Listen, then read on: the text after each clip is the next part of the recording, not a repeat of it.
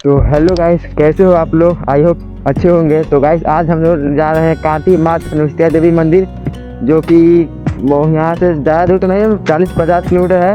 और वहाँ पे सुने कि वहाँ का मत मांगो जो पूरा होता है हर चीज़। तो हम भी जा रहे हैं, कुछ हमको भी मांगना है गाइस। देख सकते हो अपनी R1 और बुलेट है, दोनों बाइक लेके जा रहे हैं हम लोग। और आगे मिलते हैं आप लोगों से, चलते हैं आगे गाइस। और आपको भी दिखाते हैं माता अनुष्ठिया देवी मंदिर कैसा है। हम भी फर्स्ट टाइम जा रहे हैं गाइस, हमको भी उतना पता नहीं है, अनुभव नहीं है गाइस अपने को। चलते हैं गाइस आगे और दिखाते हैं हम भी आपको।